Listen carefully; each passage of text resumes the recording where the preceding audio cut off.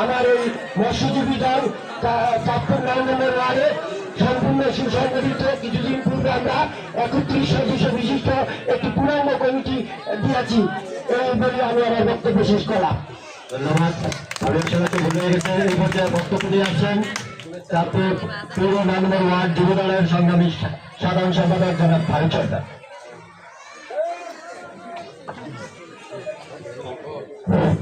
বিসমিল্লাহির রহমানির রহিম।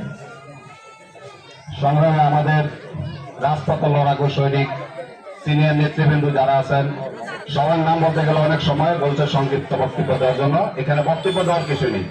আপনাদের মাঝে বক্তব্য দিবে, ভালো মন্দ দিক নির্দেশনার কিছু কথা বলবে আমাদের সিনিয়র নেতৃবৃন্দ যারা আছে তারাই বলবে।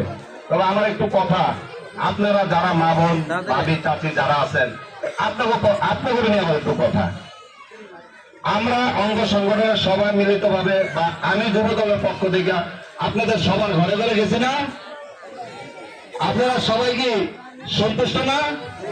তাহলে আমাদের যুব দল আপনাদেরকে মন রক্ষা করছে না?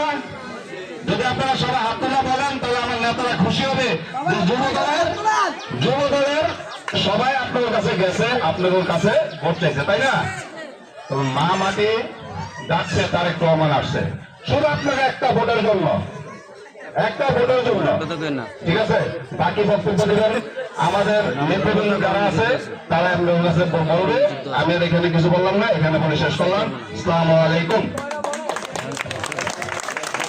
ধন্যবাদ ফারুক সরকারকে। এ পর্যায়ে বক্তব্য নিয়ে আসছেন